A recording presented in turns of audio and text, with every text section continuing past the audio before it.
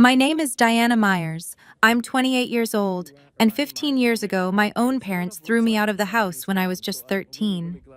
Last week, they showed up at my Uncle Harold's will reading, the man who raised me for the past 15 years, with confident smiles and a private attorney, absolutely certain they'd walk out with millions. But when attorney Margaret Morrison opened that sealed envelope and began reading, those smiles vanished. And when she reached Clause 7, my mother, the woman who once declared I was no longer her daughter, shot to her feet, her face chalk white, her mouth hanging open in disbelief. Before I tell you what happened next, if you enjoy stories about justice and family boundaries, take a second to like and subscribe, but only if you genuinely connect with this story. Where are you watching from right now, and what time is it there? Drop a comment and let me know. To understand why my mother reacted that way, I need to take you back to the summer of 2010, when I was a 13-year-old girl who believed she was the root cause of every problem in her family. Growing up in a modest house in southeast Portland, I learned early that love in our family wasn't distributed equally. My father, Richard Myers, worked as an auto mechanic at a shop downtown. He was a man of few words, and most of those words agreed with whatever my mother said. My mother, Sandra, worked the checkout line at a grocery store and ran our household with the precision of someone who always knew exactly who deserved what. My sister Tiffany was 2 years older than me. She had Mom's golden blonde hair, Mom's bright blue eyes, Mom's easy laugh. Everyone said so. "Tiffany looks just like you did at her age, Sandra." And Mom would beam. I looked like our late grandmother, Dad's mother. Brown hair, brown eyes, quiet disposition. Mom never said it was a bad thing. She just never said much about me at all. The differences showed up everywhere. For Tiffany's 15th birthday, Mom threw a party with 15 guests, a 3-tier cake from the bakery on Hawthorne, and a karaoke machine rental. For my 13th birthday, 3 months later, it was the 4 of us around the kitchen table with a marked-down cake from the grocery store where Mom worked. The frosting said "Happy Birthday" with no name, a generic leftover from someone else's canceled order. I didn't realize what was happening until I was 12. That's when I discovered Tiffany had a college savings account that had been opened when she was 5 years old. 8 years of deposits, thousands of dollars. I asked Mom why I didn't have one. She looked at me like the question surprised her. "Tiffany needs money for college," she said. "You'll figure something out. You're good at adapting." That was the first time I understood my place in this family. I was the spare child, kept around but never truly wanted. The summer of 2010 changed everything. In April of that year, I applied for the Oregon STEM Summer Academy at Oregon State University. It was a 6-week residential program for students who showed exceptional promise in science and mathematics. The scholarship covered everything: tuition, room and board, materials. Total value, $4,200. I didn't tell anyone I applied. I'd learned not to get my hopes up out loud in that house. On May 15th, the acceptance letter arrived. Out of over 2,000 applicants from across Oregon, 50 students had been selected. I was one of them. For exactly one afternoon, I felt like I mattered. Then Tiffany found out about a performing arts camp in California that her drama teacher had mentioned. 3 weeks, no scholarship, price tag, $3,800. That night at dinner, Mom announced the solution she'd worked out in her head. "Diana, you'll decline that science thing. We can't afford to send both of you to summer programs, and Tiffany's camp will help her college applications." She said it like she was discussing meal planning, not crushing someone's dreams. I stared at my plate. The words came out before I could stop them. "No." The whole table went silent. Even the refrigerator seemed to stop humming. "Excuse me?" Mom's voice dropped to that dangerous register I'd heard her use on store customers who tried to use expired coupons. "This scholarship isn't your money to redirect," I said, my voice shaking but clear. "I earned this. It's mine." Mom looked at me like I'd transformed into a stranger right before her eyes. "If you can't sacrifice for this family," she said slowly, Then you're not part of this family. At 13, I thought she was just angry. I didn't realize she meant it literally. 3 days after that dinner, I came home from the public library to find my belongings packed into 2 black garbage bags sitting on the front porch. My mother stood in the doorway, arms crossed. She didn't look angry anymore. She looked resolved, like someone who'd just finished an unpleasant chore. "I called Harold," she said. "He'll be here to pick you up. From now on, you're his problem." I stood there on the porch I'd known my entire life, trying to process what was happening. Behind Mom, I could see Dad in the hallway. He didn't look at me. He didn't say anything. I looked up at the second-floor window. Tiffany was watching from behind the curtain.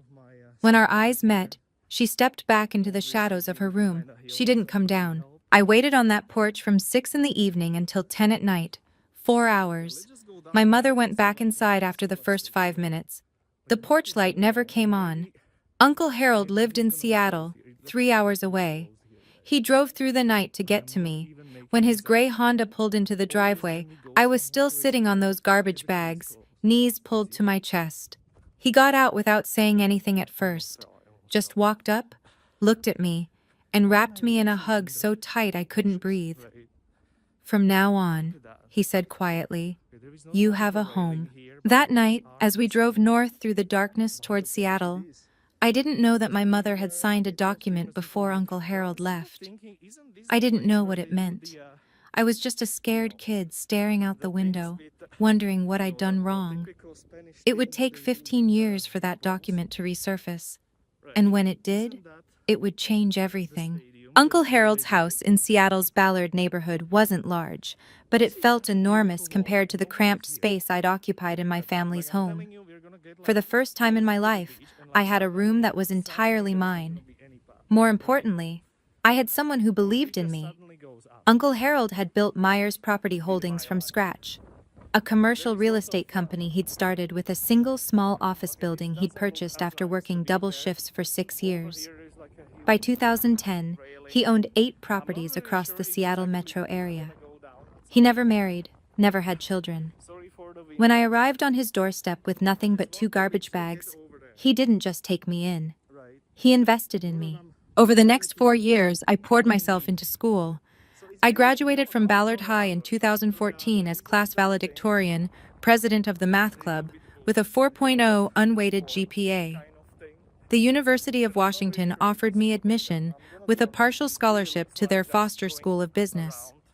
By 2018, I had my bachelor's degree in finance, graduating summa cum laude with a 3.94 GPA. Uncle Harold had given me internship opportunities at Myers Property Holdings starting my sophomore year. I learned the business from the ground up: data entry, lease analysis, tenant relations, property assessments. In 2019, after 18 months at a Big Four-style accounting firm I'll call Mitchell & Partners, I earned my CPA certification. 1 year later, Uncle Harold offered me a position as controller. By 2021, I was CFO. On my 26th birthday, I managed a portfolio of 12 commercial properties with a combined value of $23.7 million. Uncle Harold sent me an email that day. I still have it saved. The subject line read, "To my daughter." The message was simple. You don't need to prove anything to the people who abandoned you, but you do need to prove to yourself that you're worthy. You have. Happy birthday, Diana. In 15 years, my biological family reached out exactly 3 times. The first was in 2012. My mother called Uncle Harold's phone, not mine, to ask for $5,000. Dad had lost his job at the auto shop. Times were hard. Surely Harold could help his own brother. Uncle Harold declined. He told me about the call afterward, his jaw tight. "They haven't asked about you once," he said. "Not how you're doing in school, not if you're okay. They just want money." The second contact came in 2016. Tiffany mailed me a wedding invitation. No personal note. No, "I hope you're well." Just the formal printed card with my name and Uncle Harold's Seattle address. I didn't attend. I didn't send a gift. I didn't respond at all. The third was in 2020. My mother sent me an email, the first direct contact she'd initiated since throwing me out. The subject line was, "Checking in." The message mentioned that she'd seen an article in Seattle Business Journal about Myers Property Holdings expanding into the East Side market. She hoped I was doing well and suggested we should catch up sometime. I deleted the email without responding. I wasn't holding grudges. I had simply built a life that didn't include them, and I saw no reason to change that. In the summer of 2024, Uncle Harold received a diagnosis that changed everything. Congestive heart failure, advanced stage. The doctors gave him 12 to 18 months. He lasted 8. During those final months, Uncle Harold met with his estate attorney multiple times. He updated his will in June 2024, 6 months before he passed. When I asked him about it, he just smiled. "Everything's taken care of," he said. "You focus on the business. I've handled the rest." I didn't know what he'd written. I didn't know about the clauses. I trusted him completely. I had no idea what was coming. Uncle Harold passed away on February 28, 2025. He went peacefully in his sleep at Swedish Medical Center with me holding his hand. 1 week later, on March 7th, I was in my office at Myers Property Holdings when my phone buzzed with an unknown Portland number. I almost didn't answer. "Diana?" The voice was immediately recognizable. 15 years hadn't changed my mother's particular way of saying my name, like she was tasting something she wasn't sure she wanted to swallow. "Sandra." I kept my voice neutral, not Mom, just her name. A brief pause. I could almost hear her recalibrating. "I heard about Harold," she said. "I'm so sorry for your loss. I was thinking I should come up for the memorial service, pay my respects. The memorial was 3 days ago." Another pause. "Oh, well, I also heard there's a will reading coming up. Family has a right to attend these things, you know, especially when it involves a brother's estate." There it was, the real reason for the call. "How did you find out about the will reading?" "I have an attorney, Victor Harrington. He made some calls." The name sparked a faint memory. Uncle Harold had mentioned a Victor Harrington once, an attorney he'd consulted years ago and decided not to work with. I spoke to Margaret Morrison, Uncle Harold's estate attorney, the next morning. She confirmed my suspicions. Sandra had hired Victor Harrington to file a claim challenging the will. Their grounds: undue influence, alleging that I had manipulated a sick man in his final months. They were also demanding to attend the will reading as immediate family members of the deceased. I stared at the photo of Uncle Harold on my desk. In the picture, he was smiling, almost like he'd known this would happen, almost like he'd planned for it. Margaret Morrison's office occupied the 47th floor of the Columbia Center, Seattle's tallest building. Through the floor-to-ceiling windows, you could see all the way to Mount Rainier on a clear day. March 10th wasn't clear. Rain streaked the glass as Margaret laid out the situation. "Victor Harrington filed a formal challenge to the will on behalf of Richard and Sandra Myers," she said, sliding a document across her desk. "The claim alleges undue influence. They're arguing that you isolated Harold from his family during his illness and pressured him to change his estate plan." I read through the filing, my stomach tightening with each paragraph. "They're demanding 50% of the estate," Margaret continued. "Their legal theory is that as Harold's only surviving sibling, Richard should be entitled to inherit under intestacy rules, or at minimum, receive a significant share that reflects the natural bonds of brotherhood." "Natural bonds," I repeated. "Richard and Harold hadn't spoken in 8 years before I came to live with Uncle Harold. Did you know that?" Margaret nodded. "I'm aware. Harold told me the whole history, but that's not what concerns me about this filing." She pulled out another page from her folder. "They don't need to win this case. If this goes to litigation, the estate could be frozen for 12 to 18 months during discovery and trial. Meanwhile, the properties need management, tenants need attention, bills need to be paid." A protracted legal battle could cost hundreds of thousands in legal fees and potentially devalue the entire portfolio. So they're betting I'll pay them off to make them go away. That's the strategy, Margaret agreed. It's not unusual in estate disputes. I looked down at the challenge filing. In the section describing our family history, Sandra had written that I had abandoned my family and exploited Harold's loneliness. The woman who threw me out was claiming I abandoned her. Do you have any documentation about your circumstances in 2010? Margaret asked. Anything that establishes what actually happened when you went to live with Harold? I thought back to that night on the porch, the garbage bags, the 4-hour wait, Uncle Harold arriving in the darkness. I was 13, I said. I didn't exactly keep records. Harold did. Margaret was already reaching for her phone. She dialed her assistant and asked for a specific file number from the archives. 20 minutes later, her assistant returned with a yellowed folder. Margaret opened it carefully, scanning the contents. Then she looked up at me with an expression I couldn't quite read. Diana, did you know about this? She slid the document across the desk. The header read, Voluntary Relinquishment of Parental Rights and Transfer of Guardianship. Dated July 15, 2010. The document stated that Richard James Myers and Sandra Ellen Myers, being of sound mind, voluntarily relinquished all parental rights and responsibilities for their minor daughter, Diana Marie Myers, and transferred full legal guardianship to Harold Raymond Myers.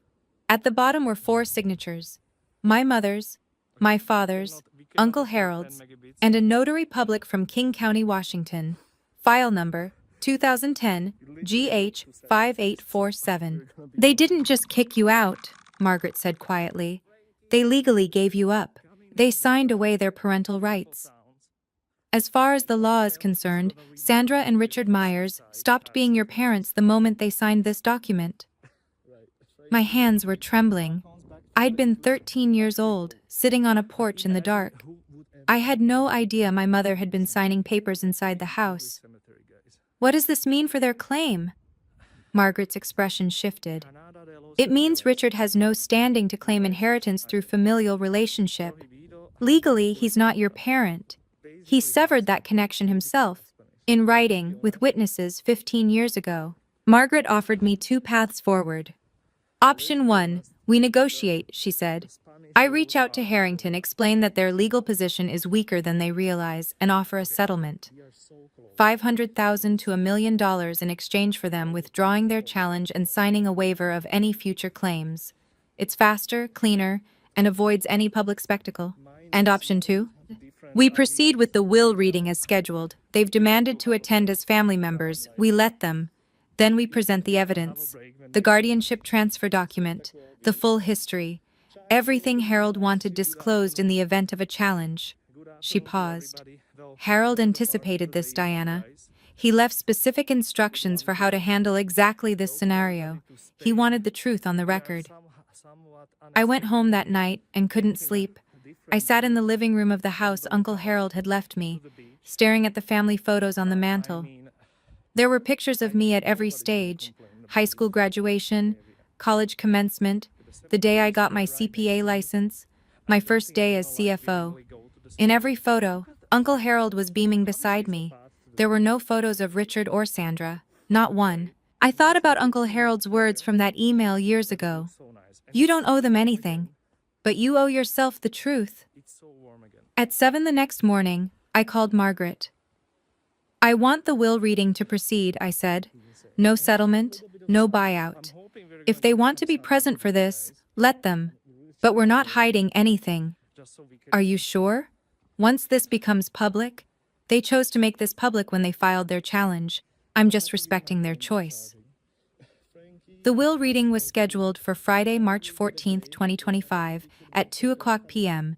in the Morrison & Associates conference room. 5 days away. The next few days were a blur of preparation.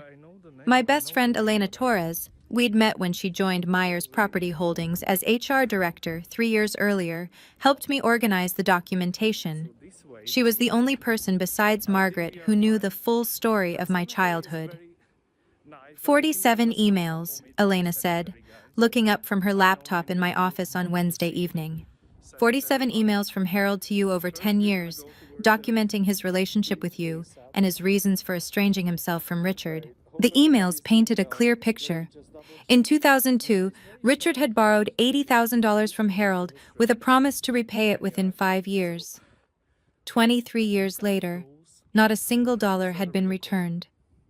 That broken promise had fractured their relationship. My arrival in 2010 had nothing to do with their estrangement. It had already been festering for 8 years. Elena also pulled the financial reports from my 3 years as CFO. Under my leadership, the Myers Property Holdings portfolio had grown from $17.7 million to $23.7 million, a 34% increase in value. Occupancy rates averaged 96%. Tenant satisfaction scores were the highest in the company's history. On Thursday evening, I met with Dr. Lauren Hayes, the therapist I'd been seeing since my early 20s. "Remember why you're doing this," she said. "You're not seeking revenge, you're closing a chapter. There's a difference." What if I feel satisfaction when they realize they've lost? Dr. Hayes smiled gently. "That's called justice, Diana. Feeling validated when the truth comes out isn't the same as cruelty. The question is what you do afterward."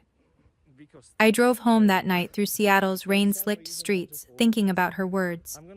I looked in the bathroom mirror before bed. "She has no power over you anymore," I told my reflection. "Only you get to decide your story now." Friday was coming, and I was ready. Okay, let me pause here for a second. If you've made it this far, and you're wondering how I handled what came next, drop a comment with your prediction. What do you think Sandra did at the will reading? And if this story resonates with you, if you've ever had to set boundaries with family, don't forget to subscribe. We're just getting to the part you've been waiting for. Now back to that Friday afternoon. The Morrison and Associates conference room occupied a corner of the 47th floor, with floor-to-ceiling windows offering panoramic views of Elliott Bay and the Olympic Mountains beyond.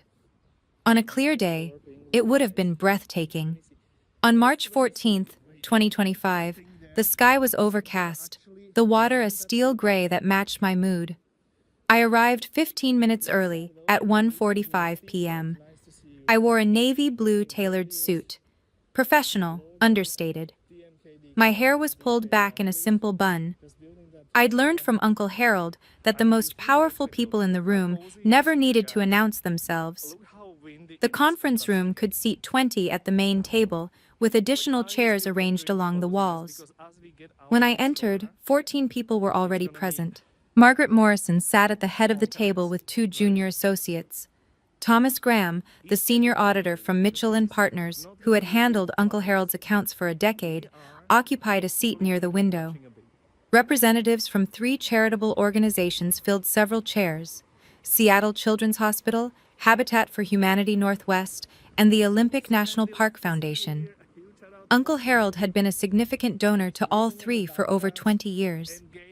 5 senior staff members from Myers Property Holdings sat together near the door. They'd worked with Uncle Harold for years and had known me since my intern days. Margaret caught my eye and nodded toward a seat at the center of the table, directly across from where she would be reading the will. I took my place, arranging the folder of documents Elena had prepared in front of me. Through the glass wall of the conference room, I could see the elevator lobby. At 2:03 p.m., the elevator doors opened. My mother stepped out first. Even from across the floor, I could see she'd dressed for the occasion. Black dress, pearl necklace, full makeup. Behind her came my father, my sister, and a man in an expensive suit carrying a Mont Blanc briefcase. The show was about to begin. Sandra Myers entered the conference room like she owned it. That was always her way, projecting confidence she hadn't earned, claiming space she hadn't been given. She wore a black dress that looked new, and her pearl necklace caught the overhead lights as she surveyed the room with a practiced expression of dignified grief. Behind her, my father Richard shuffled in wearing a gray suit that didn't quite fit anymore. He'd gained weight in the years since I'd seen him. His eyes found me briefly, then darted away. He'd always been good at looking away. Tiffany followed in a pastel pink dress, an odd choice for a will reading, like she'd gotten confused about what event she was attending. At 30, she looked tired in a way that had nothing to do with the early morning flight from Portland. Their attorney, Victor Harrington, brought up the rear. He was tall, silver-haired, with the kind of polished confidence that came from decades of high-stakes litigation. His Mont Blanc briefcase probably cost more than my first month's salary at Mitchell and Partners. Sandra's gaze swept the room until it landed on me. "Ah," she said, her voice carrying in that way she'd perfected. "You're here already." I didn't stand. Sandra. The single word, her name, not Mom, made her pause mid-stride. Something flickered across her face. Then she recovered. "I was hoping we could speak privately before this starts. Family matters should be handled by family." "The proceedings begin in 2 minutes," I said. "I'm sure whatever you have to say can wait." Margaret Morrison rose from her seat. "Mrs. Myers, Mr. Myers, Ms. Myers, Mr. Harrington, there are seats arranged for attending parties along the wall. The main table is reserved for beneficiaries and estate representatives." Sandra's jaw tightened visibly. She'd expected a seat at the center of things. Instead, she was being directed to the margins. She wasn't even at the table. Sandra didn't take her seat quietly. Instead, she detoured past the representatives from Seattle Children's Hospital, pausing to introduce herself with an expression of practiced sorrow. "I'm Sandra Myers," she said, loud enough for most of the room to hear. "Harold's sister-in-law. We were quite close for many years, before this unfortunate estrangement." She glanced meaningfully in my direction.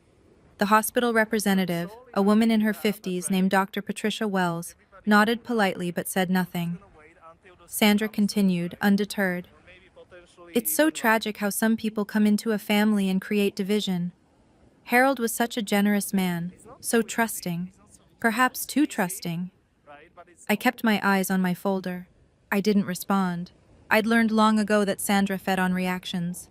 Tiffany, settling into a chair against the wall, added her piece. "Uncle Harold used to visit us in Portland all the time when we were kids. I don't understand why she gets to sit up there and we're back here." Victor Harrington was already taking notes, his pen moving across a legal pad, documenting everything, building their case, looking for any reaction he could twist. I gave him nothing. Sandra took her seat beside Tiffany, but she wasn't finished. As Margaret organized her papers at the head of the table, Sandra's voice cut through the quiet room once more. "A child who's been rejected by her parents usually has a reason. I just wish Harold had seen through her the way we did. A mother always knows." The words hung in the air. Several people in the room shifted uncomfortably. Thomas Graham, the auditor, was staring at Sandra with open disbelief. I looked at her, really looked at her, for the first time in 15 years. She hadn't changed at all. The same certainty, the same need to control the narrative, the same absolute conviction that she was the victim. Margaret cleared her throat. "It's 2:10, we'll begin." Margaret Morrison broke the seal on a large envelope with the careful precision of someone who had performed this ritual hundreds of times. "This is the last will and testament of Harold Raymond Myers," she began, her voice carrying the formal weight the moment demanded. "Born July 4, 1953, deceased February 28, 2025. This document was executed on June 18, 2024, and represents the final expression of Mr. Myers's wishes regarding the disposition of his estate." Sandra sat forward slightly, her pearl necklace catching the light. Margaret continued reading the preliminary sections. Article 1 confirmed Harold's identity and residence. Article 2 declared him to be of sound mind. Margaret noted that a psychiatric evaluation had been conducted by Dr. Stephen Park on June 10, 2024, 8 days before the will was signed. The evaluation confirmed Mr. Myers possessed full testamentary capacity and was under no undue influence at the time of execution, Margaret read. I caught Sandra exchanging a glance with Victor Harrington. They'd been banking on challenging Harold's mental state. This documentation complicated their strategy. Article 3 revoked all prior wills and codicils. Then Margaret turned to Article 4, the inventory of assets. At the time of death, Mr. Myers' estate included the following: 12 commercial properties located throughout King County and Snohomish County with a combined assessed value of $18.2 million. Investment accounts containing diversified equity holdings valued at approximately $4.1 million. Cash and liquid assets totaling $1.4 million. I heard Tiffany whisper to Sandra, "That's almost 24 million." Sandra nodded, her eyes calculating. Margaret looked up briefly. The will contains 47 pages. I will now proceed to Article 5, which addresses specific bequests and exclusions. She turned the page and adjusted her reading glasses. Article 5, regarding Richard James Myers, brother of the deceased. Sandra actually smiled. She wouldn't be smiling for long. Margaret's voice was steady as she read the opening line.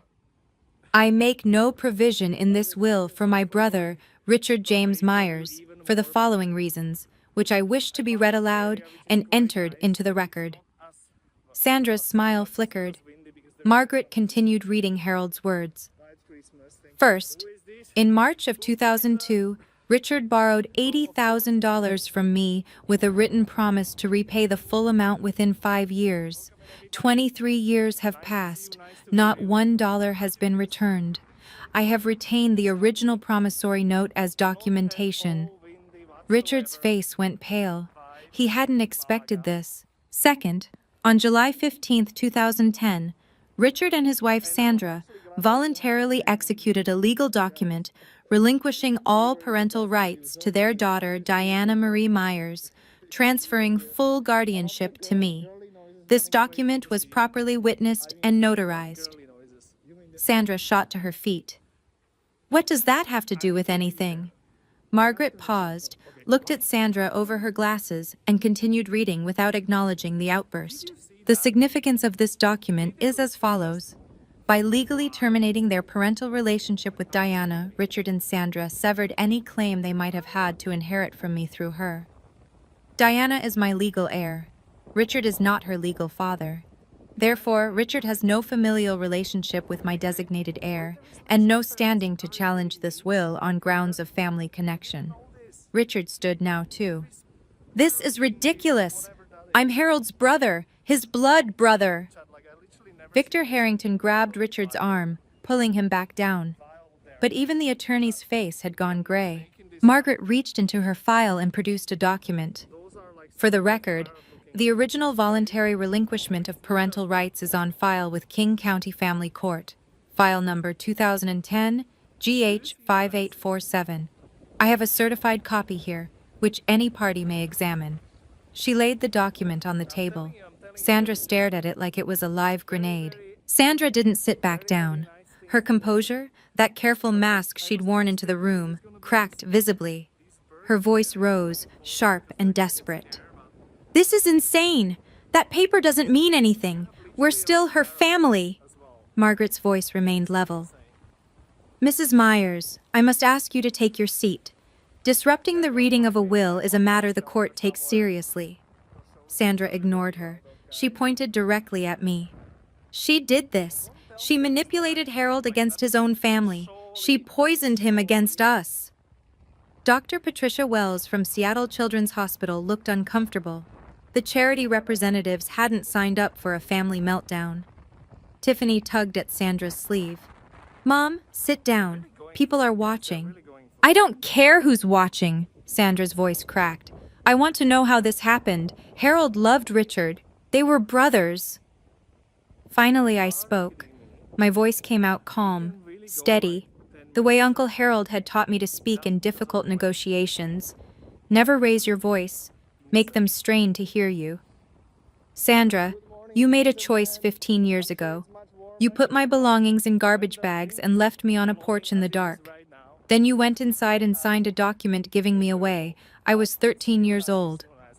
The room was absolutely silent. That was your decision, I continued. Not mine, not Uncle Harold's, yours. Everything that's happening today is simply the consequence of what you chose to do that night. Sandra's mouth opened, but no words came out. I looked at her steadily. I don't hate you, but I also don't owe you anything. You made sure of that when you signed that paper. Victor Harrington was writing furiously on his legal pad, though I couldn't imagine what strategy he thought he could salvage. Margaret cleared her throat.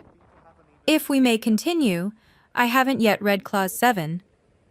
Sandra finally sank back into her chair, but Clause 7 was the one that would truly end her hopes. Margaret turned to page 12 of the will and paused. Then she read the words that would change everything. Article 7, Designation of Sole Beneficiary. The room held its breath. I hereby bequeath the entirety of my estate, including all real property, investment accounts, liquid assets, and personal effects, to my legally adopted daughter, Diana Marie Myers. Adopted. The word hung in the air like a thunderclap. Sandra's face went white, actually white, like someone had drained the blood from her head. Adopted? Richard's voice was hoarse. Since when?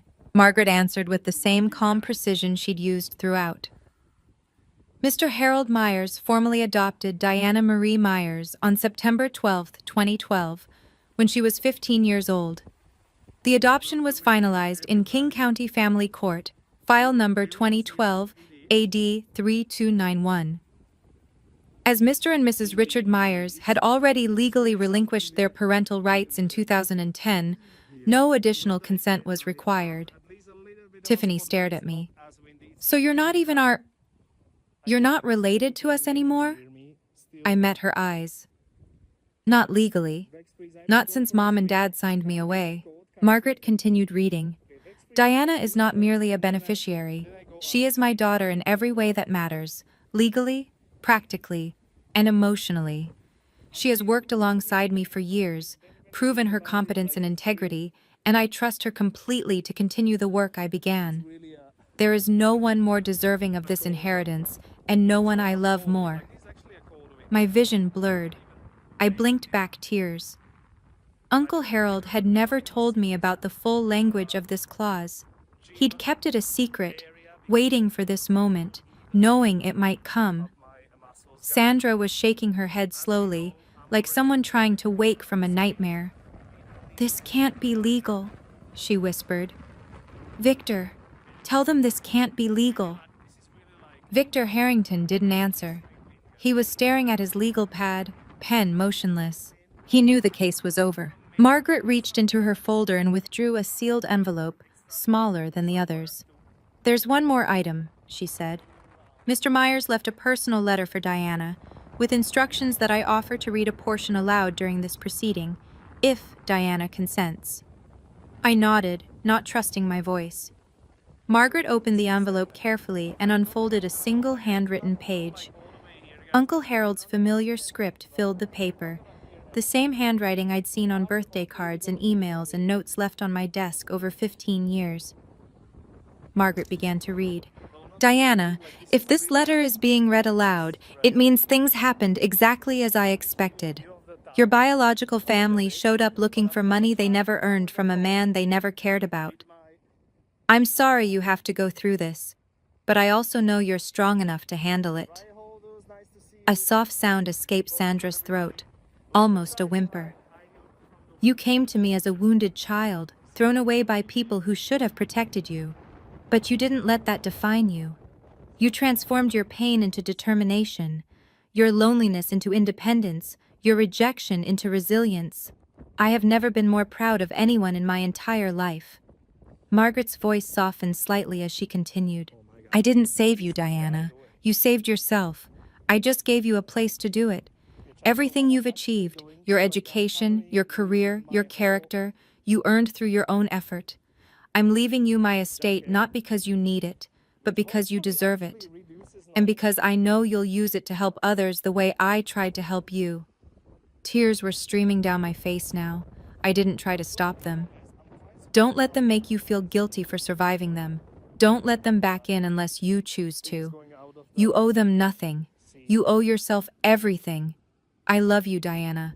Forever your father, Harold. Sandra made one last desperate play. She stood again, but this time her voice had shifted. The anger was gone, replaced by something that was meant to sound like wounded motherhood. Diana, sweetheart, I know things were hard when you were young. I made mistakes. I admit that now. But we're still blood. We can work through this. Can't we at least talk about dividing the estate fairly? I wiped my eyes and looked at her. You gave up the right to call me sweetheart 15 years ago. I want to contest this will, Sandra announced to the room. Victor, tell them. We have grounds. Undue influence. Harold was sick. She isolated him. Victor Harrington finally spoke, though he sounded like a man reading his own obituary. Mrs. Myers, perhaps we should discuss our options privately. No, tell them, we're going to fight this! Margaret interrupted by turning her iPad around to face the room. On the screen was an email thread. Mr. Harrington, perhaps you'd like to explain this to your clients. The room went quiet. Margaret read aloud. This is an email dated March 3, 2022, from Harold Myers to Victor Harrington. The subject line is terminating services. In the email, Mr. Myers writes, Victor, I am ending our professional relationship. Your advice that I include Richard in my estate plan despite his years of financial exploitation and his treatment of Diana is unacceptable. I will be engaging new counsel. She looked up at Victor. You previously represented Harold Myers. You were terminated because you advocated for Richard's interests over Harold's wishes. And now you've accepted this case against Harold's estate, without disclosing that conflict of interest to your current clients. Victor's face had gone the color of old concrete. Sandra turned to stare at him. You told me we would win. He had no answer. Victor Harrington stood up abruptly, gathering his Mont Blanc briefcase with shaking hands.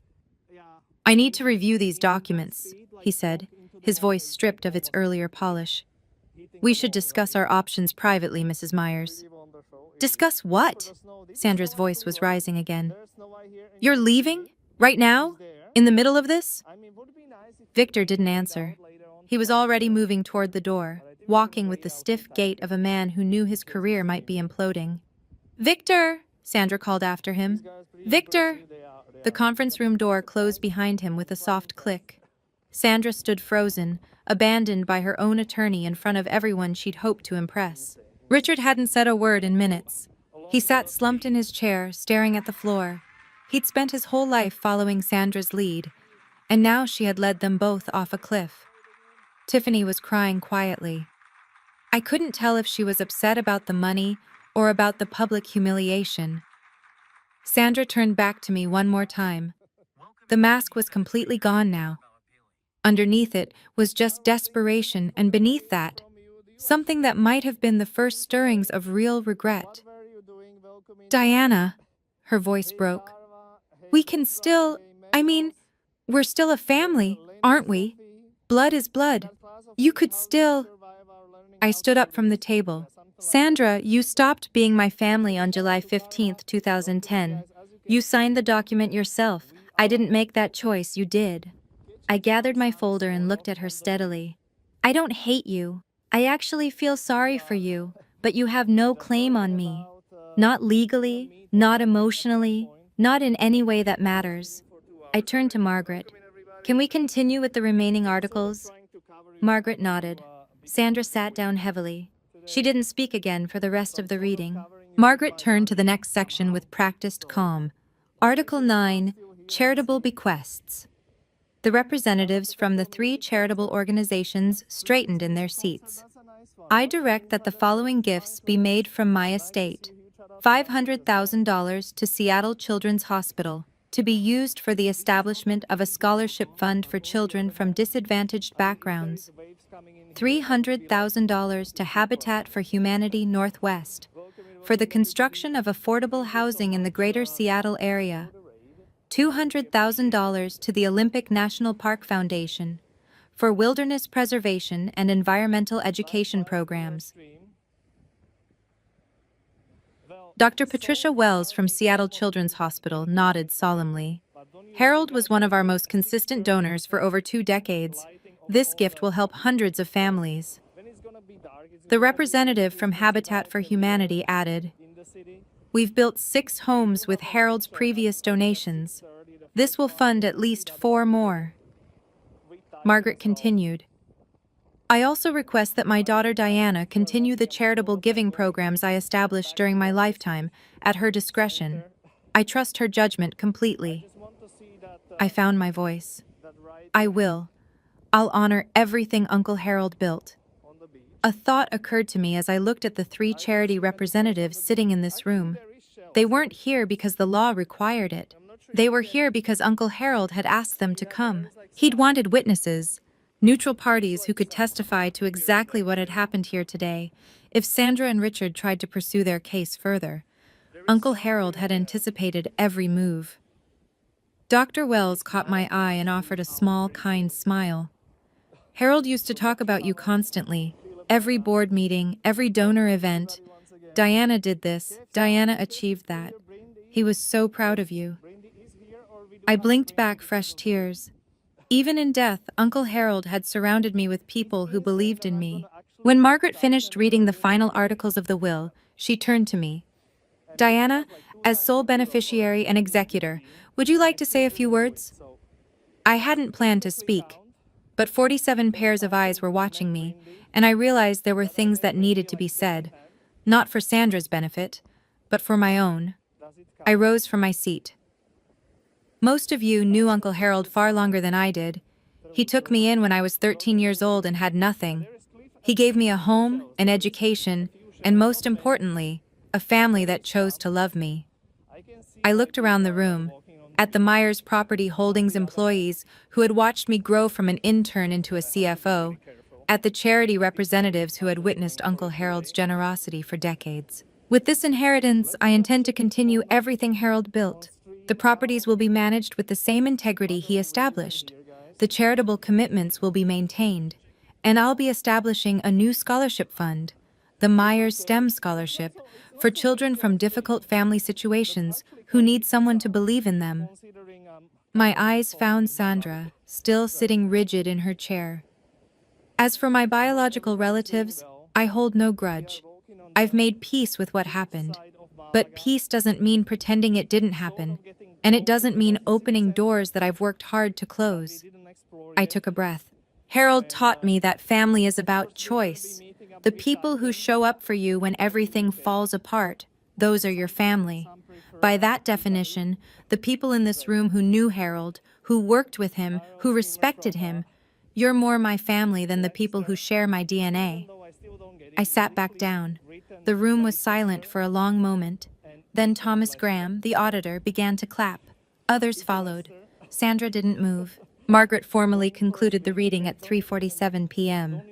The will has been read in its entirety. All legal requirements have been satisfied. Ms. Myers, you may contact our office next week to begin the transfer process.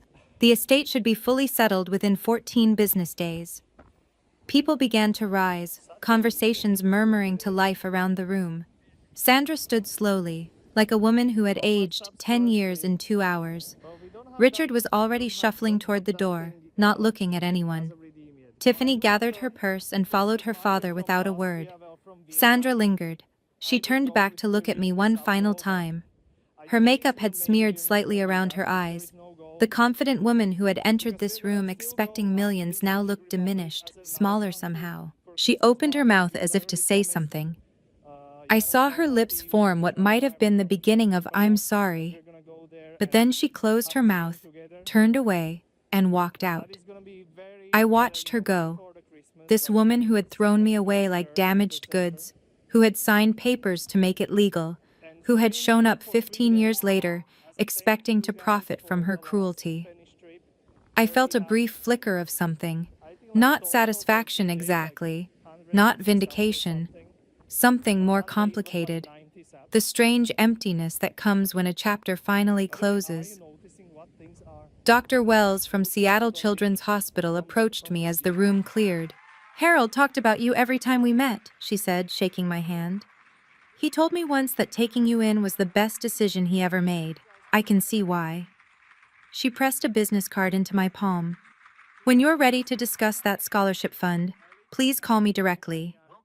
Elena appeared at my side, squeezing my arm. "You did it," she said quietly. Harold would be so proud. I looked at the photo of Uncle Harold I'd brought with me. I hoped she was right. I need to take a breath here for a second. That was the moment I'd been dreading and hoping for at the same time. If you've ever had to stand up to someone who hurt you, someone who still believed they were the victim, you know how exhausting it is. Have you been through something similar? Tell me in the comments. And if you want to know what happened after that conference room emptied, stay with me. The story isn't over. 1 week after the will reading, Margaret Morrison filed a formal complaint with the Washington State Bar Association.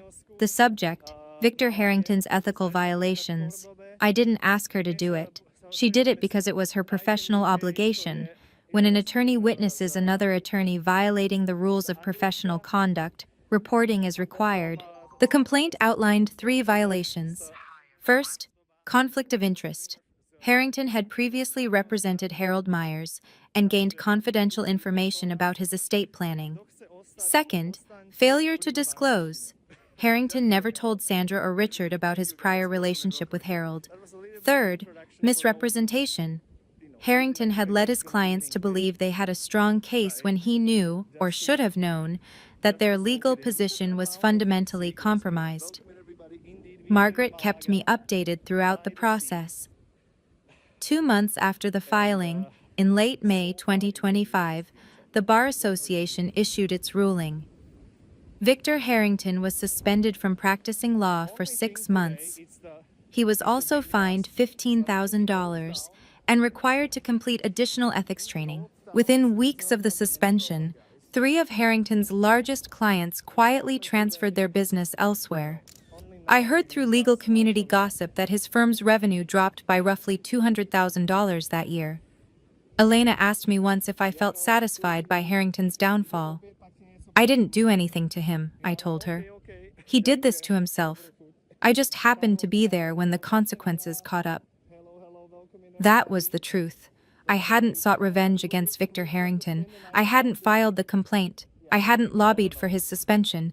He had made his own choices, taking a case he knew was ethically compromised, lying to clients who trusted him, betting he could win through intimidation rather than merit.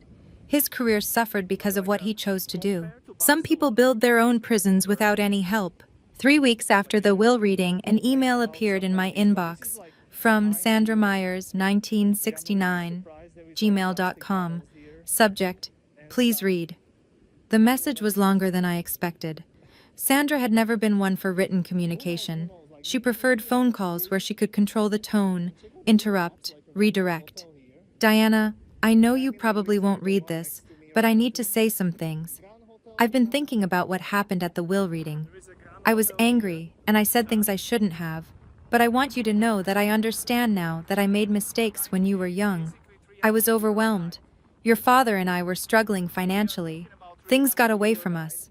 I'm not asking for money, I'm asking for a chance to make things right. We're still family, Diana. Blood doesn't just disappear because of legal papers. I'm your mother.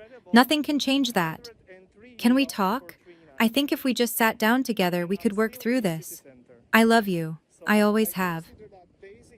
Mom. I read the email 3 times. Then I called Dr. Hayes, my therapist, and read it to her over the phone.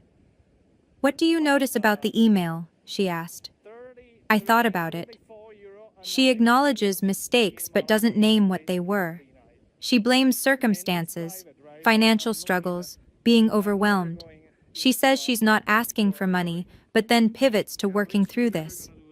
And she still calls herself mom, even though she signed away that right. What do you want to do? I took 2 days to write my response. It was 4 sentences long. Sandra, I've read your email. I forgave you a long time ago, for myself, not for you. But I don't want a relationship with you. Please don't contact me again. She didn't reply. I felt no guilt, only clarity. 2 months after the will reading, a letter arrived at my Seattle address. Not an email. An actual letter, handwritten on plain paper, stuffed into a slightly wrinkled envelope with a Portland postmark. The return address listed T. Warren. Tiffany had taken her ex-husband's name when she got married. I opened it reluctantly, expecting more manipulation. What I found was different.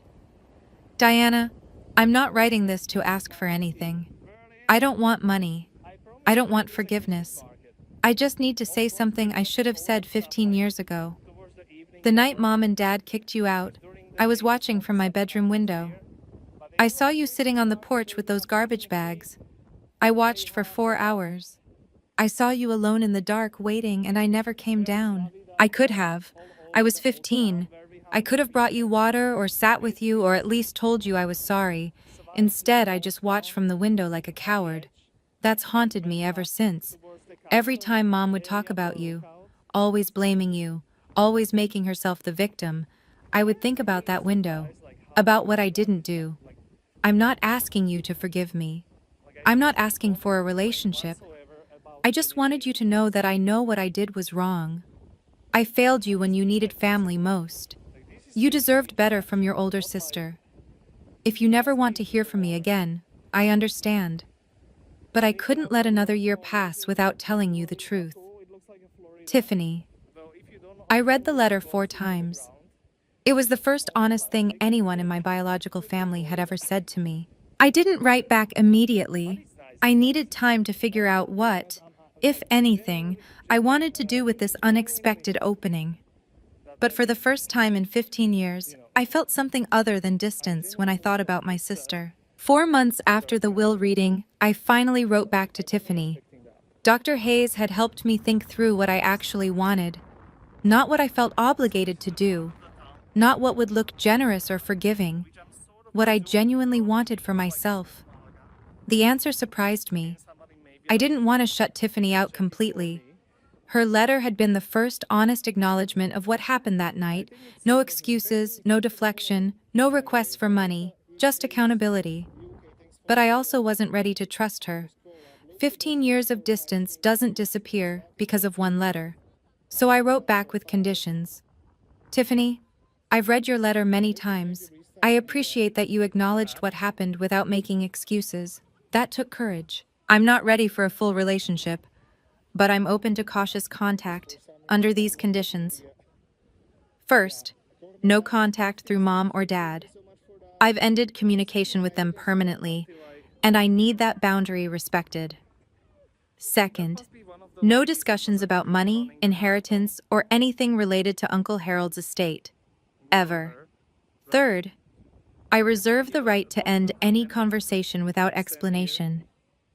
If I go quiet, I need you to respect that. If these conditions work for you, we can start with a monthly video call. 15 minutes, low pressure. We can talk about our lives, surface level at first. If that goes well, we can gradually build from there. This isn't me saying everything is forgiven and forgotten. This is me saying I'm willing to see if there's something worth building, but it has to be on my terms. Let me know if you accept these conditions. Diana. Her reply came 3 days later. One word. Accepted. I scheduled our first call for the following Saturday. 15 minutes. That was all I could commit to. But it was a start. The first video call with Tiffany happened on a Saturday afternoon in September 2025, 6 months after the will reading. I sat in my home office with my laptop open, watching the seconds count down until 2:00 p.m. My heart was beating faster than it had during the will reading. This felt more dangerous somehow. Confronting Sandra had been about defending myself against an attack. This was about choosing to be vulnerable. The call connected. Tiffany's face filled the screen. She looked different than she had at the will reading, less made up, more tired, but also somehow more real. "Hi," she said. "Hi." We stared at each other for a moment. 15 years compressed into a video call rectangle. "I wasn't sure you'd actually answer," she admitted. "I almost didn't." That broke something loose. Tiffany laughed, a nervous, relieved sound, and I found myself almost smiling. We kept it light, as I'd requested. Surface level. She told me about her job. She was training to become a nail technician, working toward getting licensed. She mentioned her kids, Jaden, 8, and Lily, 6, without asking me to be their aunt. I told her about the business, about Seattle weather, about nothing too personal. At 14 minutes, I said we should wrap up. Diana? Tiffany's voice stopped me before I could end the call. Thank you for giving me a chance. I know you didn't have to. This is step one, I said. We'll see where it goes. Step one is more than I expected. We scheduled another call for the following month. After she hung up, I sat in my office for a long time, processing. I didn't know if Tiffany and I would ever have a real relationship. Maybe we'd stay in this tentative place forever. But for the first time, I was the one deciding what happened next. That power was worth more than the inheritance. March 14th, 2026. 1 year exactly since the will reading that changed everything. I stood outside a modest commercial building on Capitol Hill, the first property Uncle Harold ever purchased, back in 1987, when he was a 34-year-old with a dream and barely enough money for a down payment. The building had been renovated last fall. New windows, updated HVAC, fresh landscaping. But today I was here for something else. A bronze plaque had been mounted beside the main entrance, the Harold R. Myers Building, in memory of a man who chose love over blood, 1953 to 2025. I touched the letters of his name, feeling the cold metal under my fingertips. In the years since the will reading, Myers' property holdings had grown by 12%, bringing the portfolio value to $26.5 million. Occupancy rates remained above 95%. We'd expanded into 2 new properties and upgraded 3 existing ones. More importantly, the Myers STEM Scholarship had awarded its first grants. 5 students from difficult family situations, each receiving full funding for summer programs in science and mathematics. Dr. Wells at Seattle Children's Hospital had helped select the recipients. Tiffany and I still talked once a month. The conversations had gotten slightly easier. We'd graduated from 15 minutes to 25. I'd seen pictures of her kids. She'd seen pictures of my apartment. We weren't sisters in any traditional sense, but we were something. Sandra and Richard had stopped trying to contact me. I didn't know what their lives looked like now, and I found that I didn't need to know. Elena walked up beside me, looking at the plaque. You okay? I considered the question. I'm peaceful, I said. That's even better than happy. Uncle Harold had taught me that family is a choice, and I had finally learned to choose myself. The sky over Seattle was clear for the first time in weeks. I could see all the way to the mountains. If I look at my own story through a psychological lens, there's a concept called conditional self-worth, the belief that you're only valuable if certain people approve of you.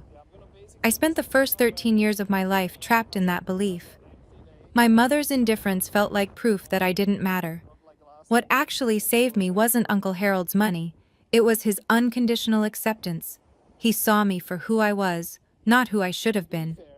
Here's what I want you to take from this story. You don't need anyone's permission to know your worth, and you have every right to set boundaries, even with family, even with parents, even with blood. Forgiveness is something you do for yourself. Reconciliation is something you choose for yourself. These are 2 different things, and no one gets to decide which one you offer. Your story is yours to write. Thank you for staying with me through this entire story. If it resonated with you, if you've ever had to find your own worth after someone tried to take it away, I hope you know you're not alone. If you'd like to hear more stories like this, subscribe and hit the notification bell. And check the description for links to similar stories about boundaries, family, and finding your own way. Until next time, take care of yourself.